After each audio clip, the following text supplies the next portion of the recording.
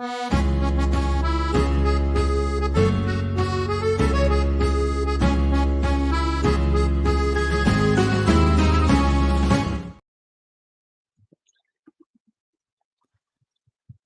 morning from this side of the planet, the Sonoran Desert here in Arizona, Phoenix, Arizona, USA.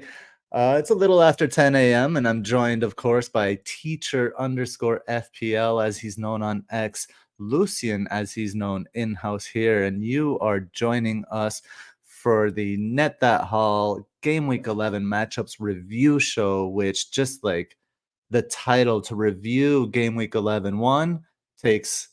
Wait, we're only 45 seconds in, so I can't say what it takes, but it takes something that we'll talk about later. But one thing it does take is it takes a sense of humor, I think, to review Game Week 11. So we're going to start with that in the slide.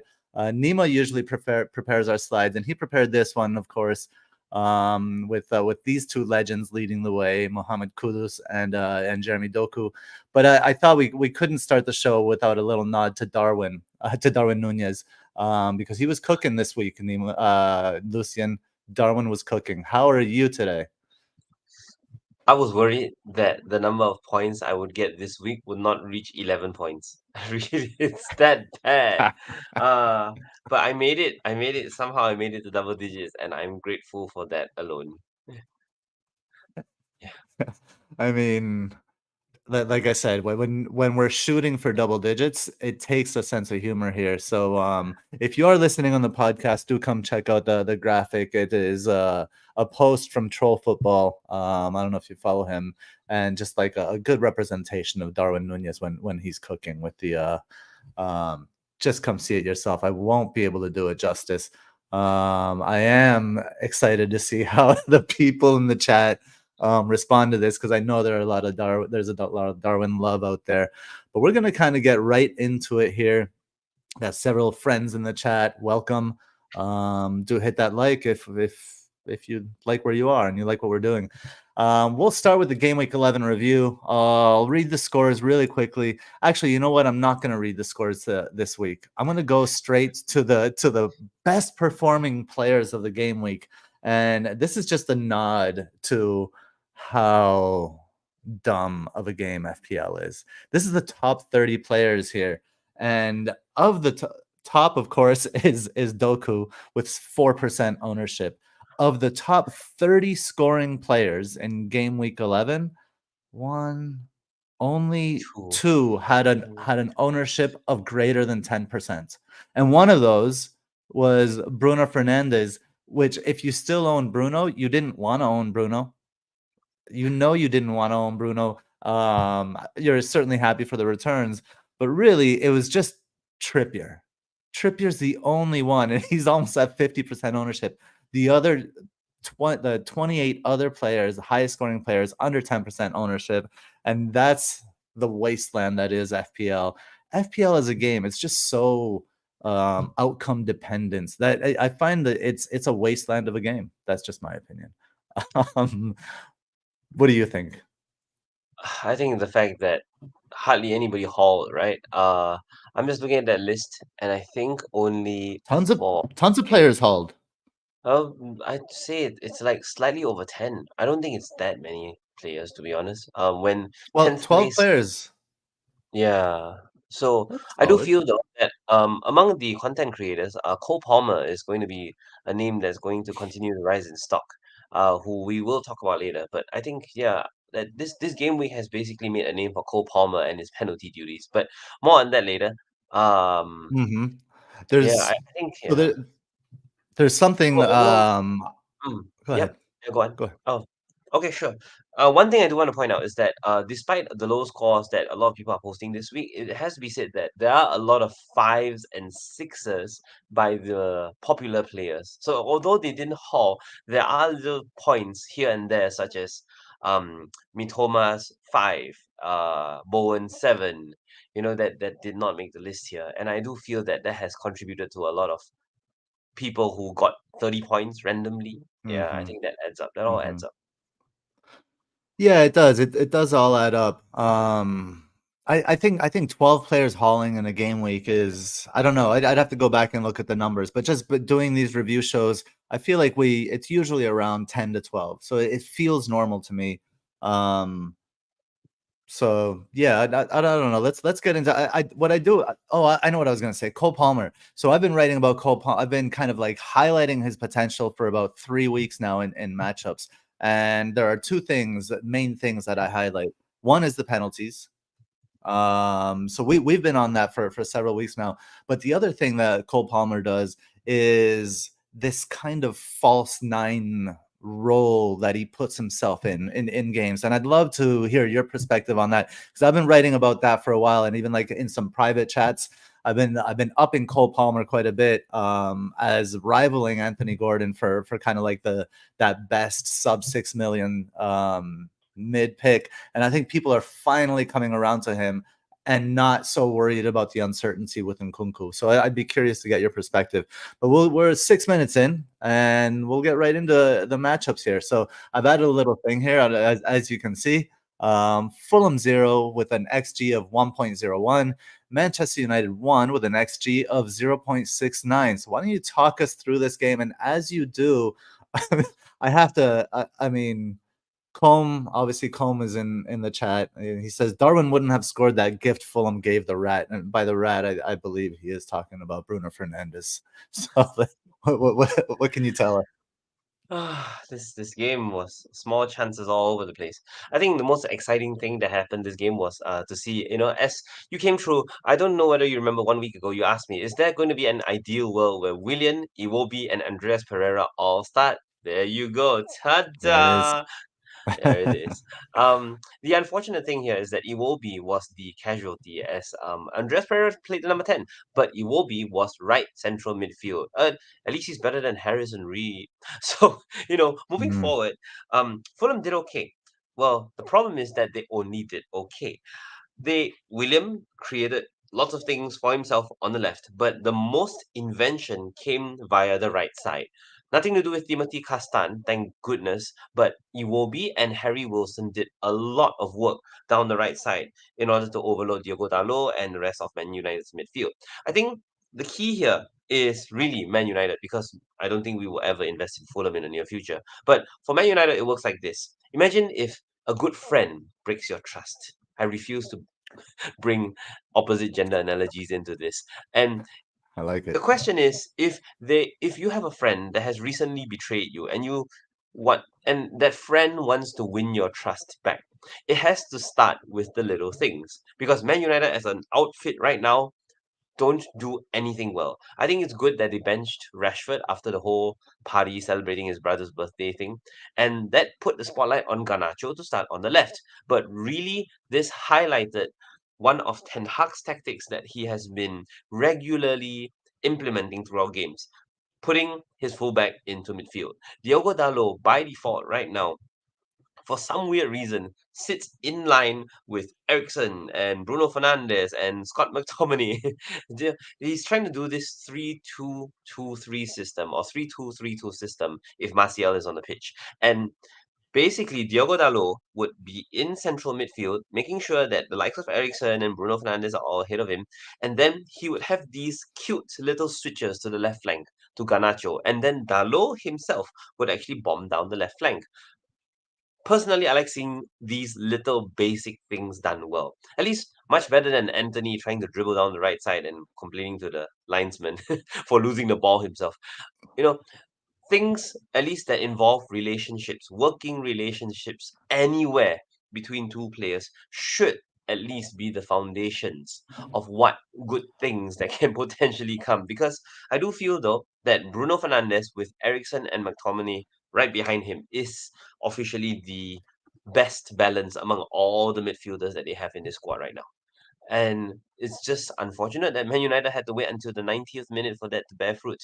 It involved a little bit of pinball, but across the entire match, at least the most stable midfield looks like that so far. The most stable midfield.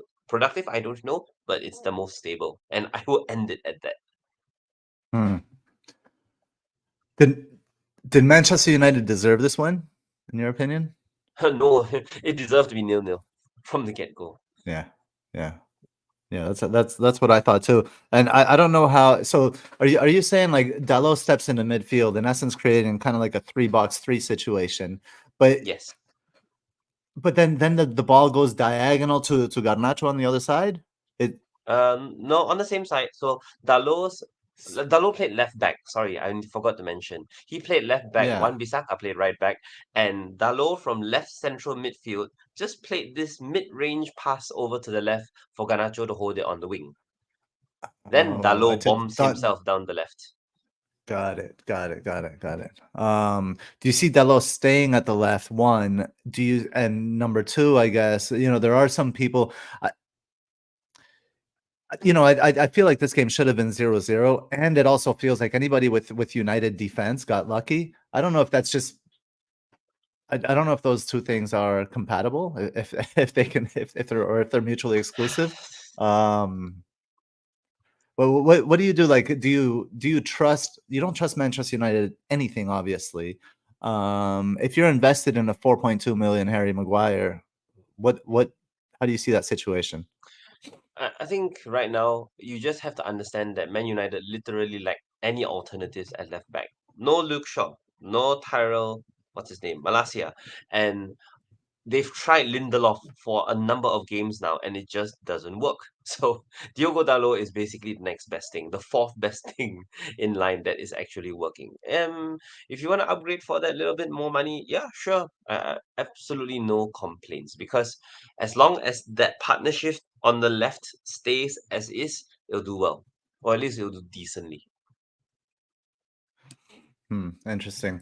Yeah, and it is important to note, and Colm notes that Maguire did get a concussion, and he played very well. So yeah, maybe like scrambling the way he thinks is actually a benefit to Maguire. But I hope he's okay. If he did have a concussion though, that could put him out for the next game. So that's just something to keep an eye on. All right, we can move on to the next one. Brentford 3, West Ham 2. Brentford 3 with an XG of 1.63. West Ham 2 with XG of 1.82. Right. Here we go. So I'm gonna start with what the slides say because the slides mentioned plenty. First things first, Wisa, right? We've known for him to go down the middle. This time he actually played down the left because push come to shove. This has happened once in the last 8 game weeks. Finally, Aaron Hickey is out until next year, which meant left back Hmm. is a left midfielder. Vitaly Yanelt shifted all the way to the left side. And that meant Onyeka played right central midfield and Jensen, the jewel in this crown, went to the left. So you have Yanelt and Jensen all pushed to the left, and Wisa has decided to join them too, which amplifies the potential of Mopai as the number 9. I'm not advocating that people buy a new Mopai.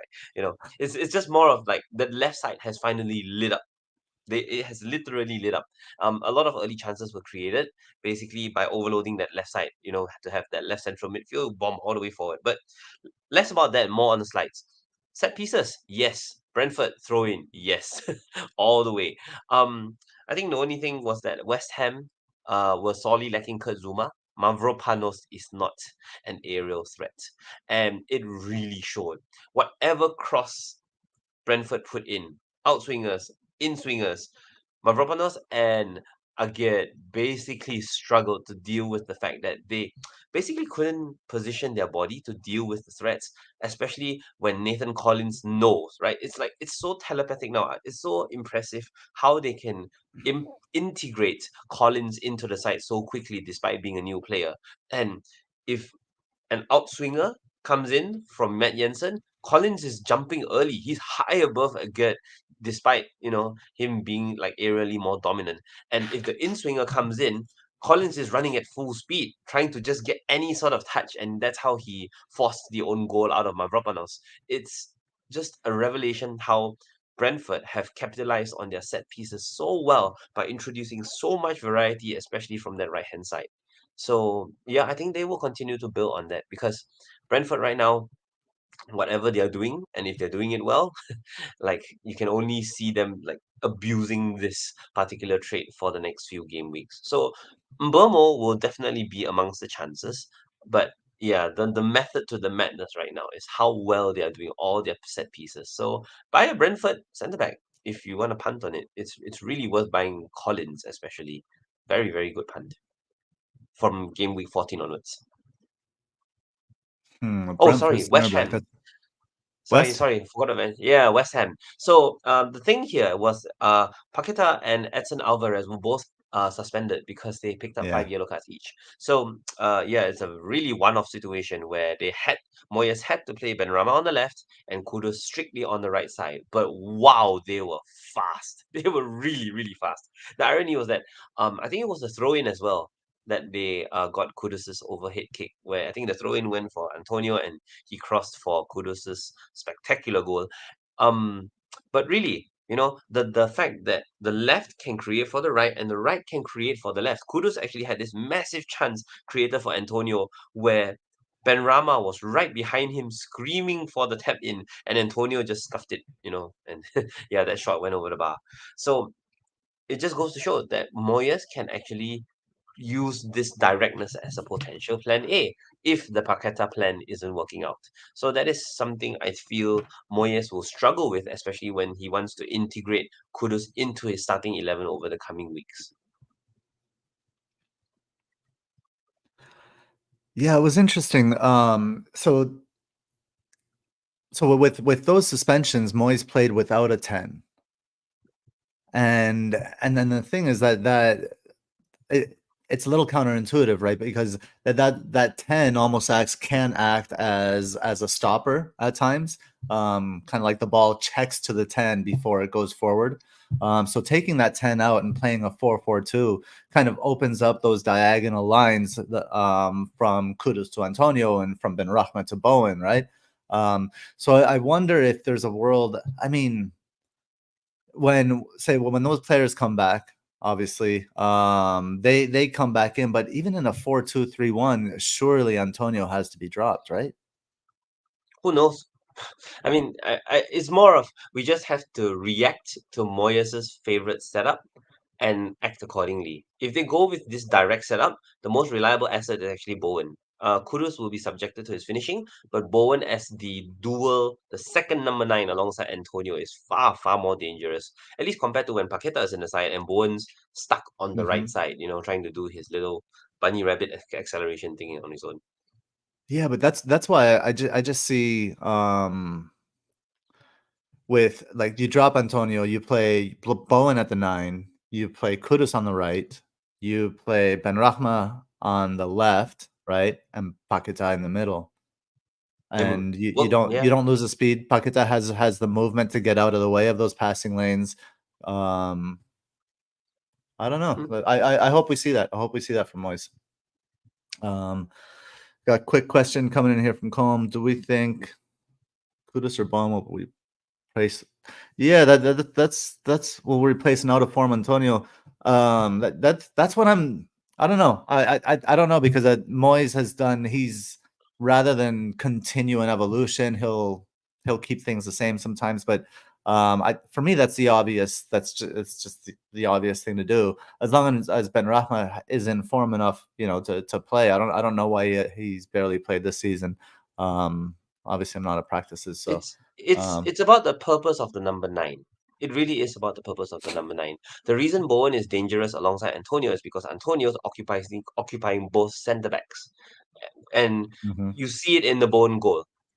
The moment Kudus took his shot, Bowen's on hand. He's the first one to react. But it's only because Antonio is having the attention of both Brentford centre backs. So Sure, Bowen in needs. in that in that setup, right? But if we go with the formation that I just suggested, and like Coleman suggesting as well, dropping Antonio, then the way you occupy the center backs is with the wide players with Kudus and Ben Rahma. They charge and they force the center backs to step to support the fullbacks Yeah, as I don't think as they that's get into that's not space gonna there. work. That's not gonna work. At least I don't know. people have wised up against West Ham in that sense. They'd rather just sit there and wait for West Ham to attack them. I don't know But oh well. if if I were a defending manager, I wouldn't trust a player my left back 1v1 against Kudus or Ben Rahma, to be honest. They can Fair. both skin any defender. But yeah, we'll see. We'll see what Moyes does. Keep an eye on that. Might have a little prediction for that for game week 12. All right. Next one, Burnley 0 with an XG of 1.12 and Crystal Palace 2 with an XG of 1.3. Eze is back. Well, sort of. I mean, he didn't start. Sort of. He didn't start. Yeah, sort of. So, as it stands, left wing Schlupp, right wing Ayu. So the question comes down to, you're Crystal Palace. You're away from home and you take the lead really, really early, right? Thanks to Jordan Ayu. Oh, you've got to watch it. Like, Gabe, if you want to watch somebody being sent to the hot dog stand, this is it. This is like across all the matches so far. This is the one moment where long ball comes in, Jordan Ayew robs Jordan Bayer. Huh, what a pun. And yeah, like Bayer is literally left spinning on his own. It's amazing. While Ayew is like running towards the box at full speed. It's beautiful. I only highlighted one player in this match, and it was Ayu Yeah, I mean, that's how it in goes. the thread. So there you go. However, Eze's return, we do have to talk about that because in the end, as Palace broke to get their second goal, Eze was in that number 10 position behind whatever attackers around him. So we will see that definitely happening in the far future. Eze came on for Decore, so he still had the backing of Lerma as well as Hughes behind him. So this is definitely a position that Eze can absolutely own. The question comes down to Schlupp's positioning because Schlupp, as we know, can play central midfield. He can also play left wing. So if Schlupp is left wing, Eze is in the center. But if Schlupp is in central midfield, Eze will be pushed out to the left.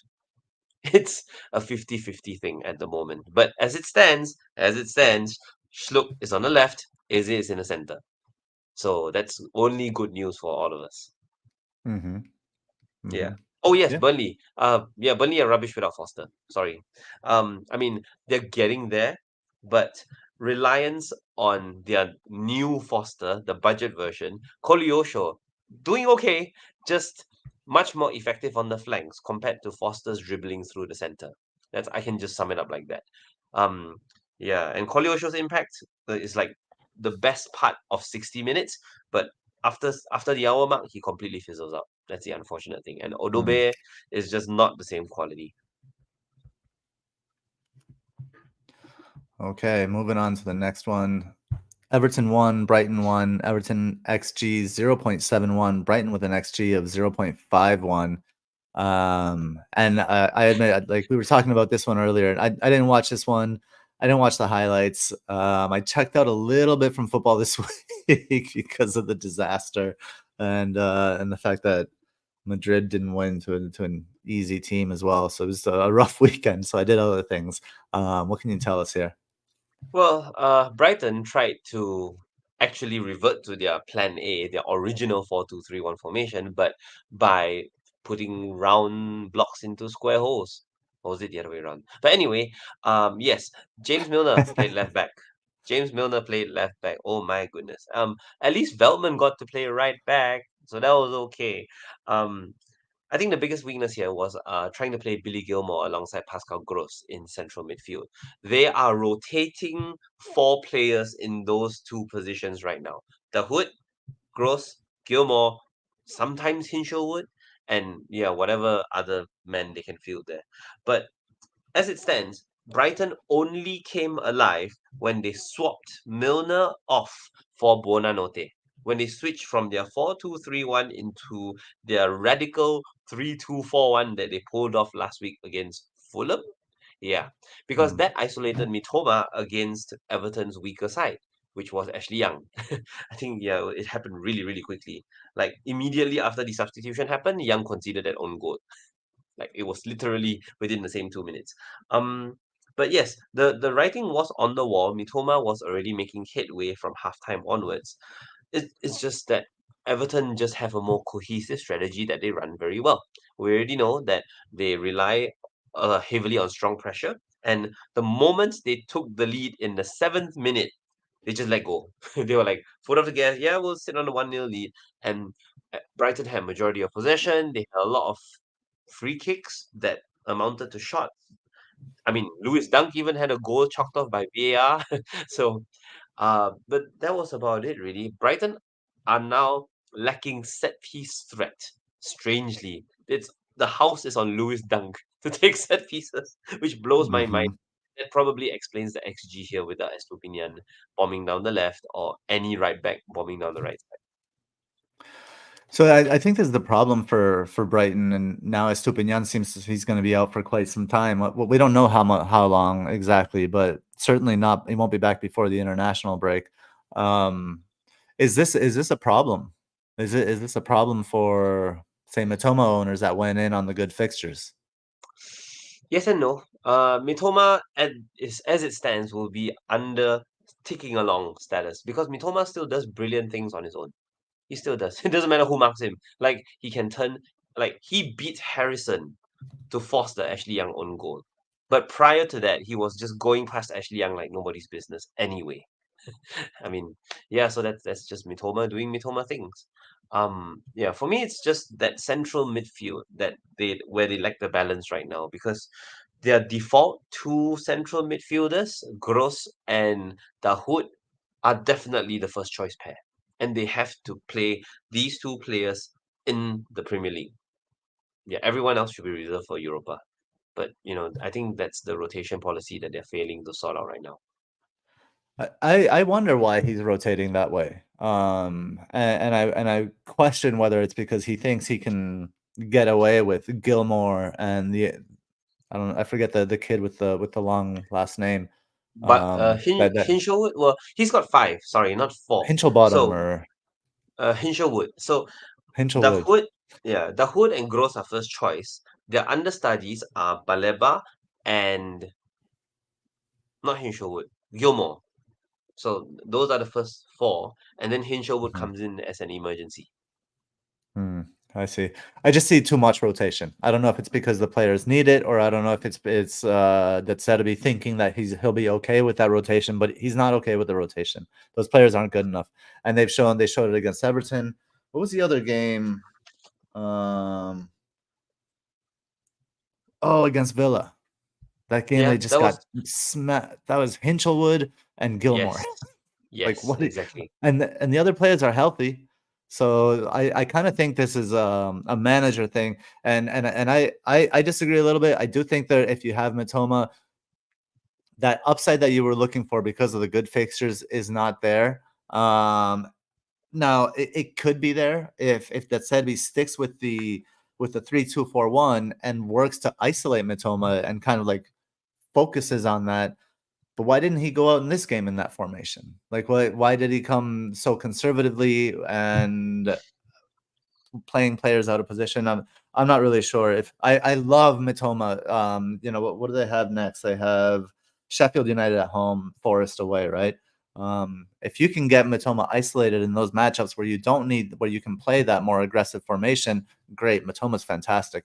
But if he's going to go in the 4-2-3-1 against these teams, then I don't think anybody's a good asset. I'm fading Brighton altogether, and it's kind of a manager issue as much as it is a personnel issue, in my opinion. Fair. But yeah, we should just move on and wait for Brighton to revive themselves. Yep. Well, speaking of moving on, we have Manchester City with 6 goals with 1.95 xG, Bournemouth with 1 goal on 0.91 xG. What do you have to say to Holland triple captainers like myself? Hey, oh damn. Wow. uh Yeah, that's well, fair. That's about right. That's pretty much what I said. yeah, I mean Doku Doku is like the ultimate converter of low XG. He's he's like Riyad Mahrez, but with genuine acceleration. It's quite scary. But really, what I want to understand here is number one, I'm just here. to update the small changes that City and Bournemouth both made, because I do feel that's very important to understand that John Stones doesn't have to play defensive midfield. He actually played centre back this game, and this Mm-hmm. allowed Kovacic and Rodri to run the show, which is wildly different from when Stones and Rodri did so against Man United last week. It's a vastly different system because John Stones, when he roams across the pitch, he prioritizes stability. He doesn't want to crash into opposing boxes. But Kovacic, he seems to be like me. Well, not me in the player sense, but me as in when my wife is doing chores around the house and I'm trying to avoid her, but I cannot. And she's like, get out of the way. And I tell her, I'm trying. But that's Kovacic right now. Any city movement, any players that accelerate around the penalty area, Kovacic seems to be in the way. But he still somehow gets big chances himself. It's really weird.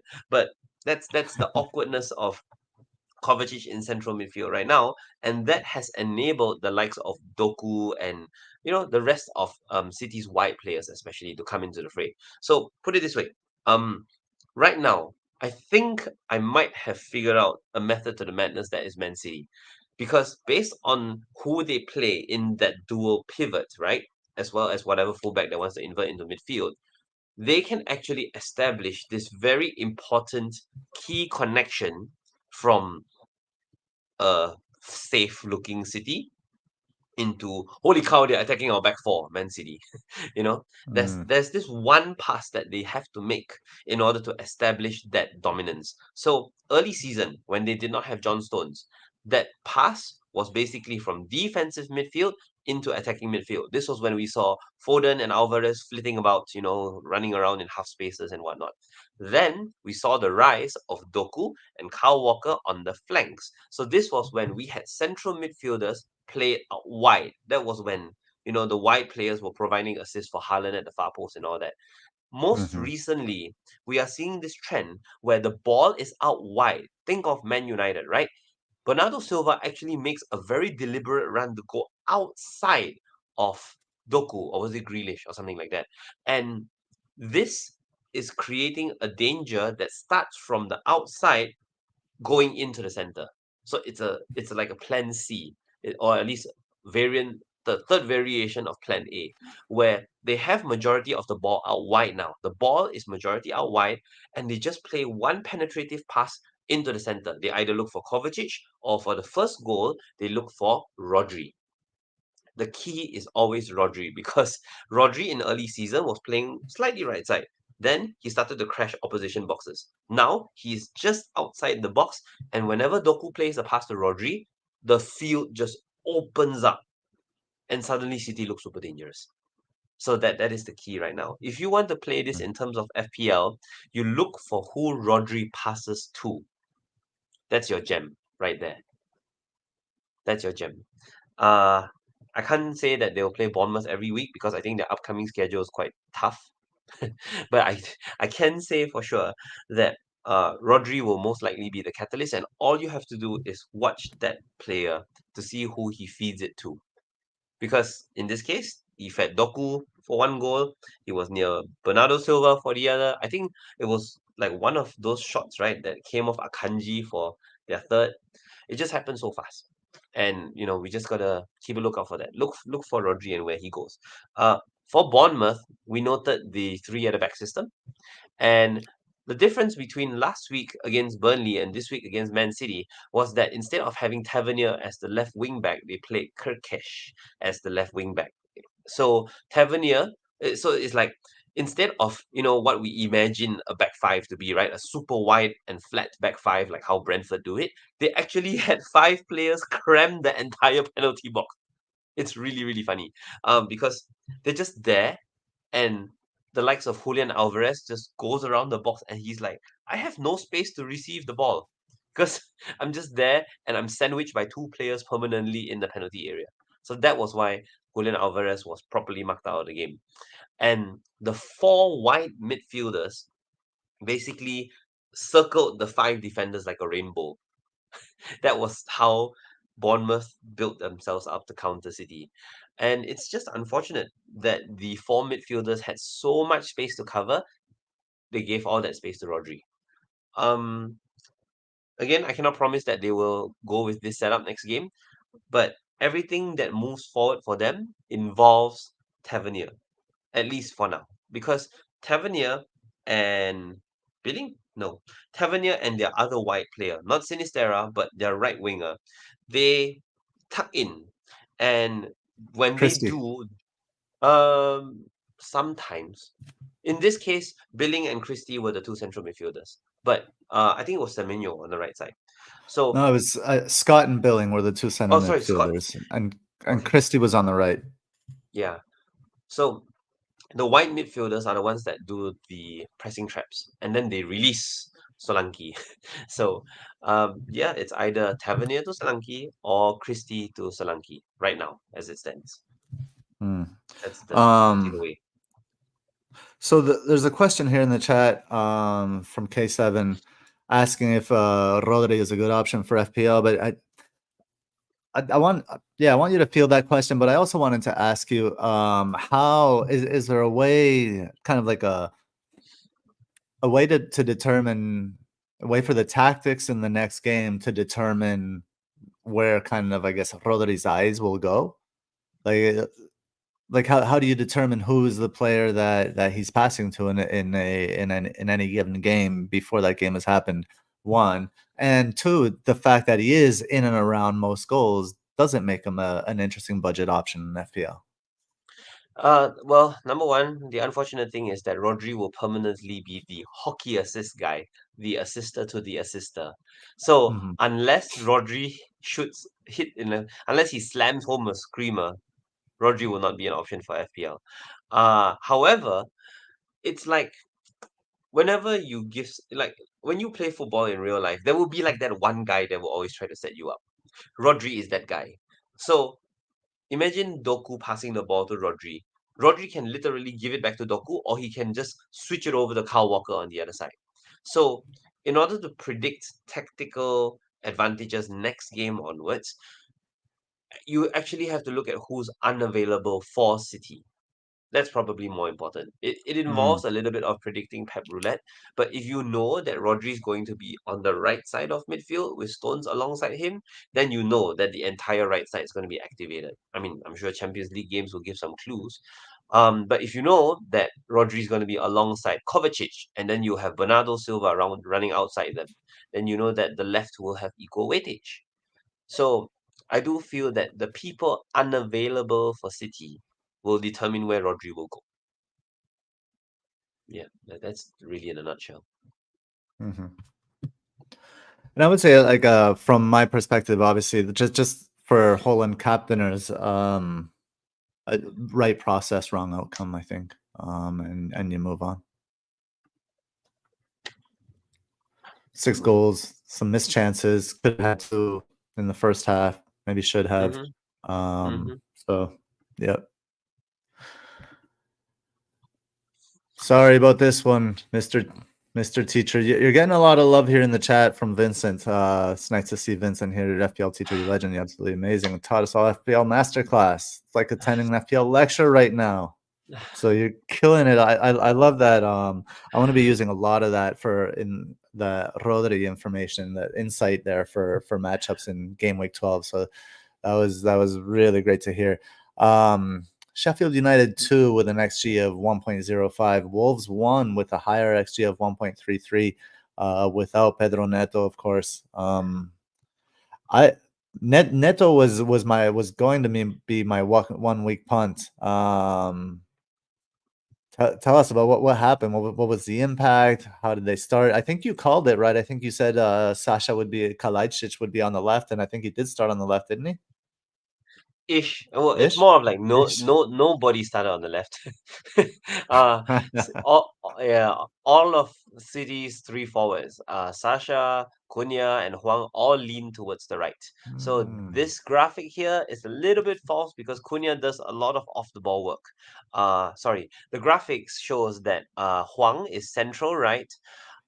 Number That seven. was that was against Oh, sorry. Newcastle though. Oh, sorry. Okay, my bad. Yeah, yeah, But yeah. yeah, That was in um, the game before. So and I'm looking on SofaScore, and it looks like you guys set up in a 4-4-1-1 with Cunha as the 10/false 9 and Sasha further forward. But then you look at Sasha's heat map, and a lot of it does focus around that right hand side, as does Cunha's, which is interesting. You get your two tips going to the right. But my hope was that would open something up for Ryan Aid Nuri on the left hand side. I picked him up in draft and was disappointed with the results there. But I guess that focal point on the right was Sasha, Mateus, and Huang. Tell us about that. I mean, it's just a simple case of the right creating for the left. Mm, Sasha releases Huang just as how DCL releases McNeil, and then Huang will create from the right. It's just a matter of Huang whether he has the confidence to add his dribbling into the mix. When Huang dribbles, it completely throws defenders off. But I mm-hmm, mean, I'm not going to wax lyrical about that because Ainuri did have a huge chance on the half hour mark. But I think most important here is that every month the referees screw Wolves over, uh, and it's getting ridiculous now because I think it does affect the tactics of O'Neill's and the confidence that he places. mm, We are having this issue of sorting out central midfield because the Lemina's partner used to be Joao Gomez, but right now it looks like Tommy Doyle is vying for a spot, and this completely changes the passing range of all of Wolves players. This will probably remain for another 2 weeks before we see Pedro Neto come back into the fray.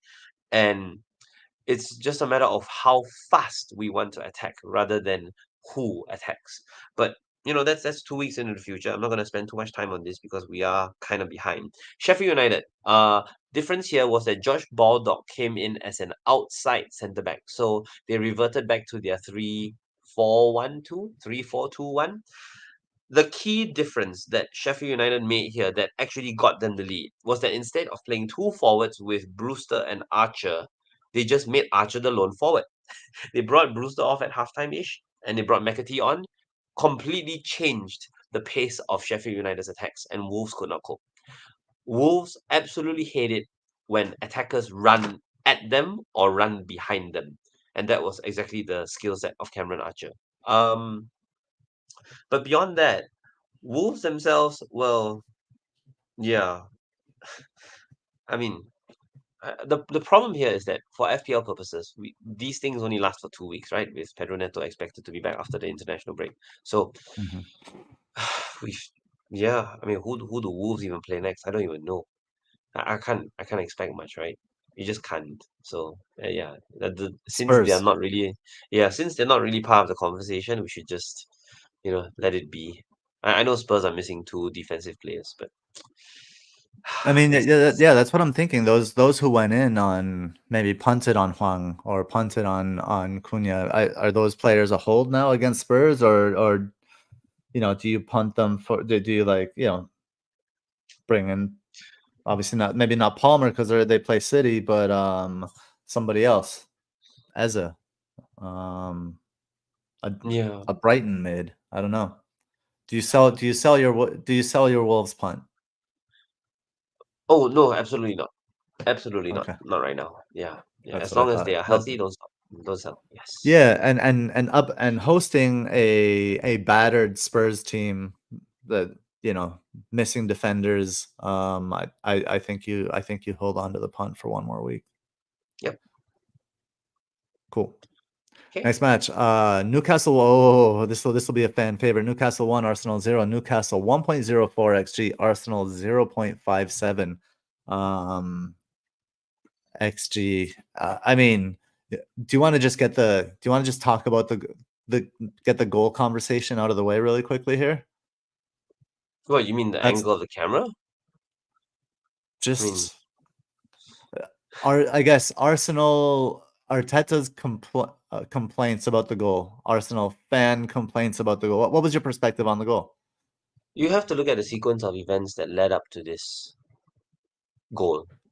Because in the end, right, the sequence of it is that Arsenal were building an attack down the right side, and Mm, somebody took a shot, and it went horribly wide. I think it was Joel Linton or something like that. Yeah, it was Joel Linton, and that itself was already from a good position because Joel Linton, I believe, from the left drifted over to the right half space just to take that shot, and you see.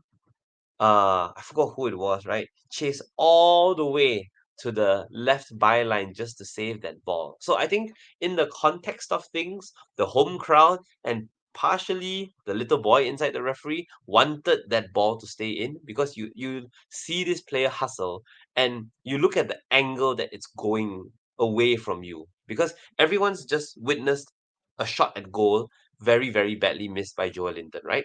And then you see the ball trickle towards the corner flag. And you see this one guy running towards the corner flag, and half of us hopes that he makes it, half of us hopes that he doesn't. And because it's a Newcastle player chasing it down, when he saves it, you see that the Newcastle player's body is literally hugging the corner flag. That was how fast he was sprinting to recover the ball. Like, you've been there, right? Right, running at full Hmm. pelt, and you get the ball, and it's like just barely in, or you want to Hmm. believe that it's in, even though you see the majority of the ball is out. And if the whistle doesn't go against you, you just play on. So I think that was, yeah, one of the biggest things about But this goal that but the ball wasn't out, right? no, it You was think the not. ball I was out? mean, No, it it's was not out. Okay, so that part taken care of. The ball's not out. The play goes on. The next issue, right? The ball gets played inside. The yeah, next issue the is the push. push, right? Yeah. Yeah. I mean, I'm not a referee expert, so it just comes down to who witnesses these things. Uh I think, Is it though? right, Do you the need to be a so referee expert? yes, because the decision process of the referees, we know. Like, what happens within the room, what they do when they're witnessing an event, we understand that process now.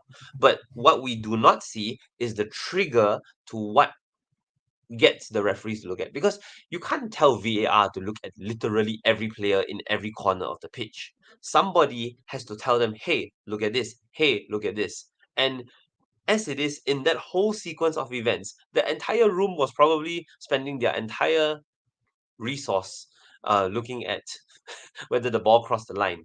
So I understand if they did not have time to look at that Gabriel push, because there Yeah, were I don't so know. many things to I appeal. I'm gonna move it on because I don't want to spend too much time on referees and relitigating plays. But the ball wasn't out. Stop complaining that it was. It was a clear push on the back. Get your shit together in the Premier League. Don't tell me you don't have time to review it. Like everyone else is seeing the same thing, and we all see the push on the back. And friggin' move on, man. I don't know. Referees really just have to like get their act together because they're all crap in this league. Anyway, but let's get to things that are more interesting. What did you see in this game tactically? Well, the unfortunate thing was that Odegaard wasn't fit, so we had Kai Havertz doing Kai Havertz things. Um, we sort of predicted that the battle on the flanks would determine the outcome of this entire match. We did not see Saka really take on Dan Burn because he was hooked at halftime. Wow, Livramento is solid. Like, we knew he could attack, we did not know he could defend that well. Martinelli though did much, much better against Trippier. I think it's about time we understand that Trippier can be exposed. But being that experienced defender Trippier is, he knows how to show Martinelli inside, and Martinelli just did not take advantage of the number of opportunities that he had taking on Trippier 1v1. I think this is something that, Wolves have done it now, Arsenal are doing it now. Anybody that takes on Newcastle in the future is almost certainly going to try and take on Trippier 1v1. Uh, but beyond that, everything was just so physical. It was hard to tell. It was just so start-stop, you know especially when Kai Mm, Havertz made that stupid, stupid tackle that deserved the red. That just set the tone yeah, it for a did. super physical contest. Yeah. Yeah, and it was a battering. It was an interesting contest, especially like at the beginning. I'm just looking at some average player positions here. Um, yeah, Newcastle they looked quite compact and narrow in their shape. I think they played. They know they have injuries and stuff, so I think that they played Arsenal a little more conservatively and tried to keep Arsenal. I think like Newcastle's line of confrontation was like just past the center circle in their own half, kind of, and they wanted to keep a battle in there where if they lose the battle, they still have time to recover, and they have their some defensive players just waiting there, and if they win the battle, they have space to run into, and I thought again, how was impressive, and when he took off Dan Burn for Livramento, and knew that Livramento would be better in shutting down Saka. Really, kudos to that. I was hoping this match would end in a draw, so it was a little disappointing. The goal was a little disappointing, but happy as an Anthony Gordon owner, of course. All right. Next one, Nottingham Forest 2 with an XG of 0.38. Aston Villa 0 with an XG of 1.23. What happened here, my friend? Uh, Basically, Forest played their entire game outside the Aston Villa block, and Aston Villa played their entire game outside the Forest block. Neither side got into each other's boxes until Leon Bailey came on. Um, it's just okay. I'm gonna talk about Forest first because we said that Gibbs White will get behind Lucas Dean. That was exactly not the case because once again, Nottingham Forest impact player is not Morgan Gibbs White anymore. It is Alvaro Dominguez. That man is making waves. He operated on the left side, and he was the sole reason Forest had so many chances behind Medicash. He didn't exactly release Tofolo on the left side, but he himself helped Ilanga get behind Cash, and then Dominguez himself, as well as Tofolo, would actually trudge up the field. And yeah, those two goals you see from the 0.38 XG were basically shots from outside going through a sea of players. Simple as that. One was Aina's shot coming off Mangala, and Yeah. then the other one was Aina himself scoring. Yeah, so it's like, yeah, that type of game. Um, but the bigger question is why Villa were so disappointing in attack. And just as Luton proved, right, you just need presence in the penalty area. And strangely, they don't have any area presence in the penalty area without set pieces.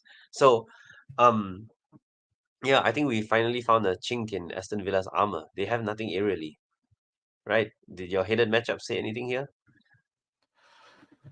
I mean, I didn't talk about the aerial threat. I think what happened here was Villa played their or they tried playing that I think that lacking an aerial presence, it makes sense to play that narrow 4-2-2-2, and Forest played around them whenever they didn't engage in that, right, and then they just played kind of conservatively and played around them. um yeah, it is interesting. Villa have no aerial threat, and that's probably why they're attacking with the right more than the left, because Dean's crosses would go nowhere, obviously. um but I couldn't figure out why Watkins wasn't maybe a more of a direct recipient, or a recipient of more direct balls. Um, and I don't know, maybe too much reliance on the center mids in this one. Nah, I don't know. I have the answer to that. I have the answer to that. Hmm, It's because um Villa had to go through the flanks to play outside of Forest. So that's the reason Medicash was brought off actually, because they knew that the only way they could get crosses into the box was via the left side. Not through Lucas Dean, just the overloads of McGinn mhm, and Douglas Luiz all bombing on the left side. So this particular matchup actually favored Diaby because Watkins is not a fox in the box. Diaby actually was one of those players that could pick up loose balls inside the penalty area and take shots for himself. Whereas mm, in the first half, when Bailey was not on the pitch, they actually tried to dispossess Forest players and hit them, yeah, really, really hard. So this was where mm. Zaniolo had like a multitude of chances completely missed, where he failed to actually score. Really, I think the Zaniolo's profligacy is starting to cost Villa points, even though it Yep. didn't show up earlier. Yeah. Yeah, stop playing with the 10, and Zaniolo at the 10, and Bailey is making a difference. So I agree with you. Zaniolo's holding them back. All right, we'll move on to the next one here. We got a couple more to go. Still trying to get out here in the next 5 minutes or so, 6 minutes. So we're gonna go a little bit quick fire here. Luton won with a XG of 0.81. Liverpool won with an XG of 2.85. We're back to the Darwin Nunez X post there from Troll Football. What can you tell us about this game quickly, as we just have two more matches to review? Long story short, Gravenberch is growing into the game. He is really starting to do the things that Naby Keita could not do due to his injury history. But still, all the usual things that we suspected will come true will come true. Salah created for Darwin, and Diogo Jota got plenty of chances himself, not created by Salah. The crucial thing here is that now the left can create as well. Harvey Elliott is actually a very underrated impact player coming on for Soboslai. That is something we should look out for, especially if Soboslai loses form. And yeah, Trent now is playing not only right back, not only right central midfielder, but he pops up on the left of central midfield late in the game. So I don't know where this goes, but hopefully it's something that Klopp will expand on, as I personally am a very big fan of Trent changing positions. Same, same. How'd Luton get theirs? Just a counter attack, really. I think full credit goes to Ross Barkley for being composed enough to bypass the Liverpool's pressure after that Liverpool corner. Because if Ross Barkley does not do that, they cannot release that 3v2 counter that got Chong's goal. But yeah, it's just a game of moments. It really is just a game of moments for Luton. Yeah. And I you know, thought of you right away when Chung scored because of Chung's kind of role at the initially at the beginning of the season, and you highlighted him a little bit. So I thought that was cool that he came and scored. All right. In terms of Liverpool assets, Luis Diaz still. I think Luis Diaz is a hold. Um, I I don't know. I don't know it, what happens between Jota and Darwin anymore. I think those are Jota, Darwin, Hakpo are that. I think that's where the rotation is going to be, and Diaz and Salah are more permanent fixtures. What do you think? I think Diaz has aerial presence. That's something that's underrated about him. He's got this But so fantastic does jump. Jota. So does Jota. I think Jota places himself better. He doesn't jump as well, but he knows how to be at the right spot to pick his spot when he makes headers. But that's Yeah, about I it. think it's about placement for both of them because they're both that not neither one of them are tall. Diaz he can jump, but he can't get up against the bigger center back. So it's always about placement with those two. That just shows how intelligent of players they are. I think they're um yeah, they're both smart in that regard. Um yeah, I don't know if anyway, we'll talk more about their specific assets and whether they're a hold or not tomorrow on the matchups show.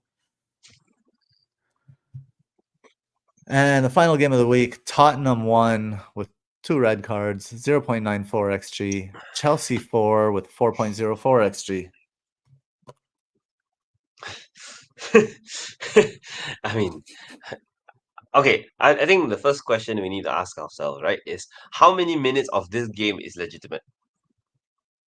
Because um the which red card? The Romero red card happened on exactly 31 minutes. So the Udogi red card happened on 55. So how many minutes of I, tactics would be legit here? I say 0 because even before that red card, it was just like just a smash kind of game. Get out there and run and kick and like just like by force of will almost. It was just too much chaos for it to be really tactics reliant in my Yeah. opinion from the very beginning. The only theme I can extract from this is that number one, Madison is very good at bypassing pressure. Even if Chelsea put the house on Madison, he will somehow find a way to make it through to the other side. But everyone else and in Spurs is vulnerable. Everyone else, like you can press Sa off the ball, you can press their back four off the ball, and you can force Spurs into mistakes. And that's Mhm. how I feel is the formula to beating Spurs. As for Chelsea, I think you just have to be good at what you do because Chelsea themselves are not the most solid defensively. Like it's kind of like they have a plan and they have a structure, but they don't have a system that covers each other's weaknesses. We've talked about this before. They're very Yeah. individualistic, and yeah, it's They're okay. That they're Spurs didn't test it. individualistic, but they are organized, and I thought they did start this game as maybe one of the better ones they had played this year. But um, yeah. So you saw them as continued to be individualistic, just as we're Yes, about to. Yeah. Yeah. And that makes things, you know, hard to predict moving forward. Obviously, they have City next game week, followed by Newcastle, and then Brighton. Brighton. I mean, but Cole Palmer is so easy to get to that I think he'll always be an option. So we'll talk more about him on the show tomorrow as well. Lucian, that will do it. Thank you, man. Thank you very much. As we are counting down, thank you to everybody in the chat. Whoops. I'm going to put this back up here. Thank you to all our haulers. Thank you to the super haulers. And we will see you tomorrow for the matchups show. Bye, Peace. guys.